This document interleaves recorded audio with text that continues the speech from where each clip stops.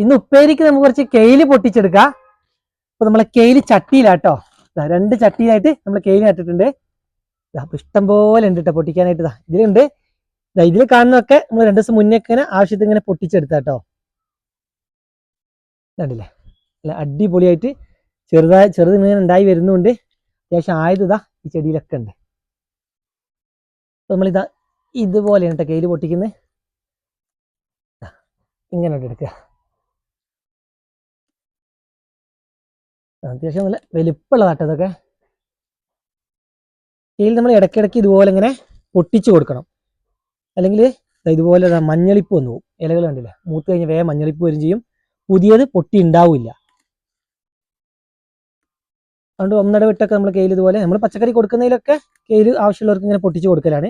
നമ്മുടെ വീട്ടിലെ ആവശ്യത്തിന് ഇങ്ങനെ എടുക്കും. കണ്ടില്ലേ, ഇത്രയും നമ്മൾ തീർത്ത് പൊട്ടിക്കും. അപ്പോൾ വേണ്ട പുതിയത് ഇങ്ങനെ ഉണ്ടായി വരുന്നത്, പുതിയതാവും ചെയ്യും. ഇതിലൊക്കെ പുതിയ മുളകൾ ഇങ്ങനെ വന്നുകൊണ്ടിരിക്കും. അപ്പോൾ 2 ദിവസം മുന്നേ നമ്മൾ പൊട്ടിച്ചതിൽ കണ്ടോ ഇതായി വരുന്നത്. നല്ല ടേസ്റ്റ് ആയിട്ട കെയിൽ ഉപ്പേരി വെച്ചാൽ നല്ല ഗുണങ്ങളും ഉണ്ട്. കെയിലിന്റെ ഗുണങ്ങൾ അറിയുന്നവരെന്തായാലും എല്ലാ പച്ചക്കറി വാങ്ങിക്കുന്ന കൂട്ടത്തിലും കെയിൽ വേണമെന്ന് പറയും. പക്ഷെ നമുക്ക് കൂടുതലൊന്നും കൊടുക്കാനുണ്ടാവില്ല. നമ്മളെ ആവശ്യം കഴിഞ്ഞിട്ടുള്ള ബാക്കി കെയിലാണ് നമ്മൾ പച്ചക്കറി കൊടുക്കുന്നതിന്റെ കൂട്ടത്തിലൊക്കെ കൊടുക്കുന്നത്. നമ്മൾ ചെറുതാന്ന് വെച്ചിട്ട് ഇലകൾ പൊട്ടിക്കുക എന്നാൽ കണ്ടോ ഇതിലുള്ളൊക്കെ മഞ്ഞളിച്ച് പോകുന്നത്. അപ്പോൾ ഇതിൽ നമ്മളിങ്ങനെ ഇടയ്ക്കിടയ്ക്ക് ഇങ്ങനെ നുള്ളി കൊടുക്കുന്നത്, ഇതൊക്കെ മഞ്ഞളിപ്പ് പോകുന്നതാണ്.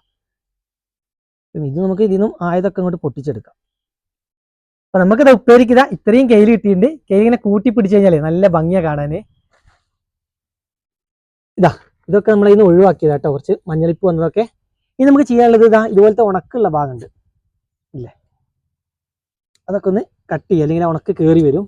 ചൂടായതുകൊണ്ട് എന്തായാലും ഈ ഉണക്കൊക്കെ കയറി വരാൻ ചാൻസ് കൂടുതലാണ്. അപ്പോൾ അതൊക്കെ ഒന്ന് ഒഴിവാക്കിയിട്ട് നമുക്കിപ്പോൾ നല്ല തണുപ്പ് കിട്ടാനായിട്ട് നനച്ചു കൊടുക്കുമ്പോഴൊക്കെ ആ തണുപ്പ് നിൽക്കാനൊക്കെ ആയിട്ട് കുറച്ച് ചകിരിച്ചോറ് വേഗം ഇട്ട് കൊടുക്കാം. നമ്മളിപ്പോൾ എല്ലാ ചട്ടിയിലും ചകിരിച്ചോറ് ഇട്ട് കൊടുക്കും, എല്ലാ ചെടികൾക്കും. എന്താ വെച്ചാൽ നമ്മൾ നനയ്ക്കുന്നതിന് നനവൊന്നും നിൽക്കാനായിട്ട് ചകിരിച്ചോറ് ഇട്ട് കൊടുക്കുന്നത് നല്ലതാണ്. ചെറിയ കളകളും കാര്യമൊക്കെ ഉണ്ട്, അതൊക്കെ ഒന്ന് പറിച്ച് ഒഴിവാക്കി കൊടുക്കും. അപ്പോൾ ഇതൊക്കെ നുള്ളി കഴിഞ്ഞ് കഴിഞ്ഞാൽ നമ്മൾ വേഗം ഇതിന് ബയോഗ്യാസിനെ സ്ലറി ഒഴിച്ചു കൊടുക്കും. നല്ല വെള്ള രൂപത്തിലുള്ള സ്ലറിയാണ്. അപ്പം നനവുമായി വളവുമായി.